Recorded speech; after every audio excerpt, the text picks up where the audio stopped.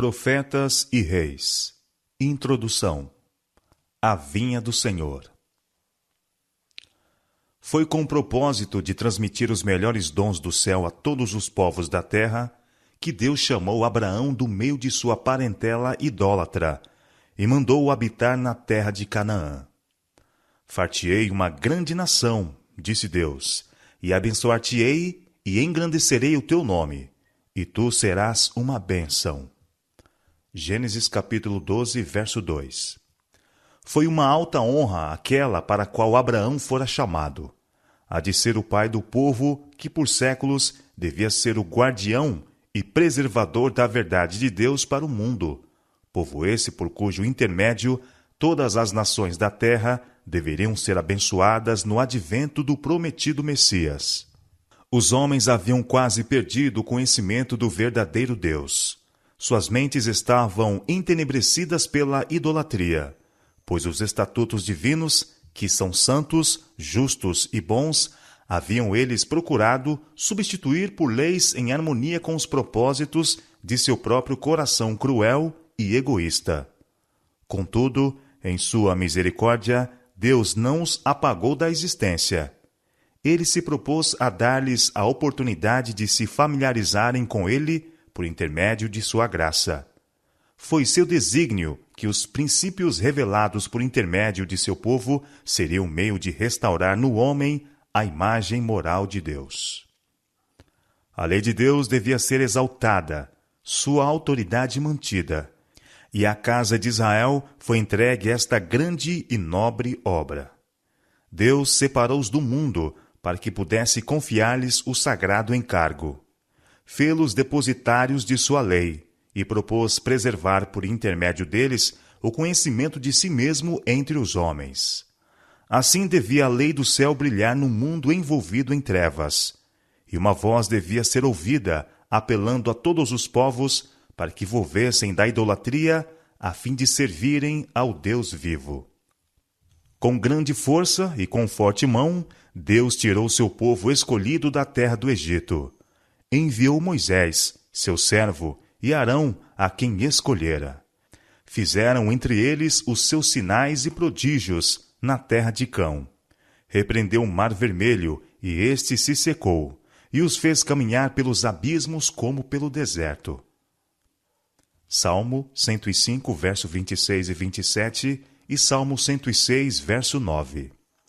Ele os libertou de sua condição de servos, para que pudesse levá-los a uma boa terra, uma terra em que sua providência havia lhes preparado como refúgio de seus inimigos. Queria trazê-los para si e envolvê-los em seus braços eternos, e em retribuição de sua bondade e misericórdia, deviam eles exaltar seu nome e fazê-lo glorioso na terra. Porque a porção do Senhor é seu povo, Jacó é a corda da sua herança. Achou-a na terra do deserto, e num ermo solitário cheio de uivos. Trouxe-o ao redor, instruiu-o, guardou-o como a menina do seu olho. Como a águia desperta o seu ninho, se move sobre seus filhos, estende as suas asas, toma-os e os leva sobre as suas asas, assim só o Senhor o guiou, e não havia com ele Deus estranho. Deuteronômio capítulo 32, versos 9 a 12. Assim trouxe o Senhor os israelitas para junto de si, para que habitassem como que a sombra do Altíssimo. Miraculosamente preservados dos perigos do errante jornadear pelo deserto, foram eles finalmente estabelecidos na terra da promessa, como uma nação favorecida. Mediante o uso de uma parábola, Isaías narrou com tocante sentimento a história do chamado e preparo de Israel para ser no mundo representante de Jeová, frutífero em toda boa obra. Agora cantarei ao meu amado o cântico do meu querido a respeito de sua vinha. O meu amado tem uma vinha no outeiro fértil, e a cercou, e a limpou das pedras, e a plantou de excelentes vides, e edificou no meio dela uma torre, e também construiu nela um largar, e esperava que desse uvas. Isaías capítulo 5, versos 1 e 2. Por intermédio do povo escolhido, tinha Deus o propósito de abençoar toda a espécie humana. A vinha do Senhor dos Exércitos, declarou o profeta, é a casa de Israel, e os homens de Judá são a planta das suas delícias. Isaías capítulo 5, verso 7. A esse povo foram confiados os oráculos de Deus. Estavam protegidos pelos preceitos de sua lei, os eternos princípios da verdade, justiça e pureza. A obediência a esses princípios devia ser a sua proteção, pois os livraria de se destruírem a si mesmos por práticas pecaminosas. E, como uma torre na vinha, Deus colocou no meio da terra seu santo templo. Cristo era seu instrutor. Assim como havia sido com eles no deserto, devia ser ainda seu mestre e guia. No tabernáculo e no templo, sua glória habitava no santo Shequiná, em cima do propiciatório. Em benefício deles, Deus manifestava constantemente as riquezas do seu amor e paciência. Por intermédio de Moisés, os propósitos de Deus deviam ser-lhes expostos, e os termos de sua prosperidade tornados claros. Porque, povo santo, és ao Senhor teu Deus, disse ele. O Senhor teu Deus te escolheu, para que lhe fosses o seu povo próprio, de todos os povos que sobre a terra há. Hoje declaraste ao Senhor que te será por Deus, e que andarás nos seus caminhos, e guardarás os seus estatutos, e os seus mandamentos, e os seus juízos, e darás ouvidos à sua voz. E o Senhor hoje te fez dizer que lhe serás por povo seu próprio, como tem dito, e que guardarás todos os seus mandamentos. Para assim te exaltar sobre todas as nações que fez, para louvor, e para a fama, e para a glória, e para que sejas um povo santo ao Senhor teu Deus, como tem dito. Deuteronômio capítulo 7, verso 6 e Deuteronômio capítulo 26, versos 17 a 19. Os filhos de Israel deviam ocupar todo o território que Deus lhes indicara. Aquelas nações que haviam rejeitado a adoração e serviço ao verdadeiro Deus deviam ser despojadas. Mas era propósito de Deus que, pela revelação de seu caráter, através de Israel, fossem os homens atraídos para si. O convite do Evangelho devia ser dado a todo o mundo. Mediante o ensino do serviço sacrificial, Cristo devia ser erguido perante as nações, e todos que olhassem para ele viveriam. Todos aqueles que, como Raabe, a cananeia, e Rute, a moabita, tornassem da idolatria para o culto ao verdadeiro Deus, deviam unir-se ao seu povo escolhido. À medida que o número dos israelitas crescesse, deviam eles ampliar suas fronteiras, até que o seu reino envolvesse o mundo. Mas o antigo Israel não cumpriu o propósito de Deus. O Senhor declarou: Eu mesmo te plantei como vide excelente, uma semente inteiramente fiel. Como, pois, te tornaste para mim uma planta degenerada, de vide estranha? Israel é uma vide frondosa, dá fruto para si mesmo. Agora, pois, ó moradores de Jerusalém e homens de Judá, julgai, vos peço, entre mim e a minha vinha. Que mais se podia fazer à minha vinha que eu não lhe tenha feito? E, como esperando eu que desse uvas, veio a produzir uvas bravas. Agora, pois, vos farei saber o que eu hei de fazer à minha vinha. Tirarei a sebe, para que sirva de pasto, derribarei a sua parede para que seja pisada, e a tornarei em deserto. Não será podada nem cavada, mas crescerão nela sarças e espinheiros, e às chuvas darei ordens para que não derramem chuva sobre ela.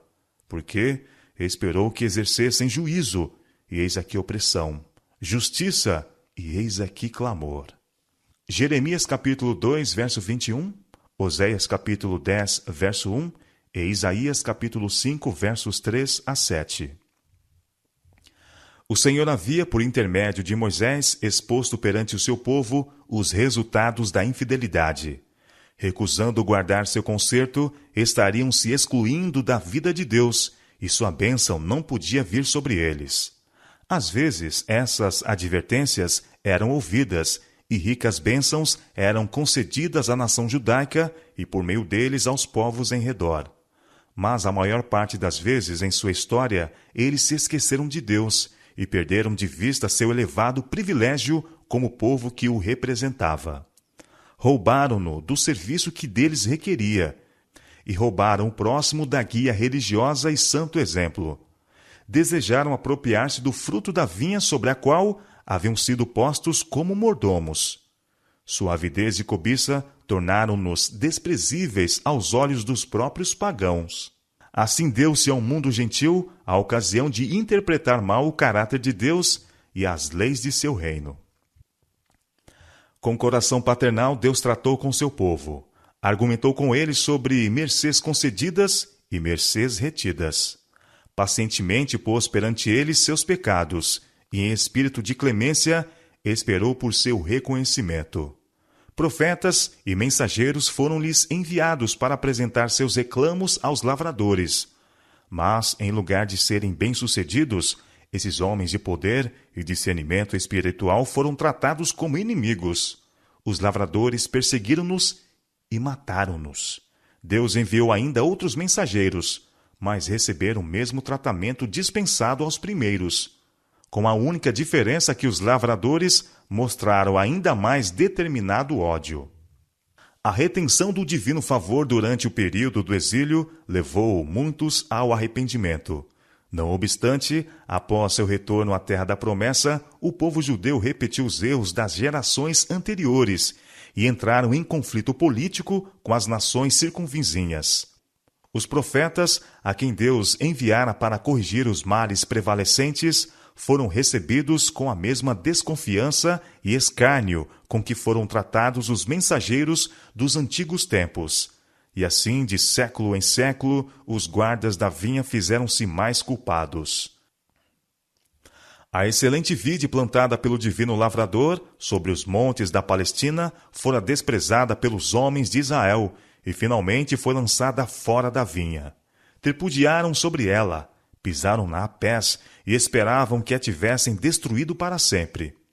O lavrador removera a vinha e a ocultara de suas vistas. Plantou-a de novo, mas do outro lado do muro, e de tal maneira que o tronco não mais ficou visível. As varas pendiam sobre o muro, de maneira que se poderiam nelas fazer enxertos. Mas o tronco mesmo foi posto fora do alcance do homem e dos danos que este poderia causar-lhe. De especial valor para a Igreja de Deus sobre a terra hoje, os guardas de sua vinha são as mensagens de consolo e admoestação dadas através dos profetas que tornaram claro seu eterno propósito em favor da humanidade. Nos ensinos dos profetas, seu amor pela raça caída e seu plano para sua salvação são claramente revelados.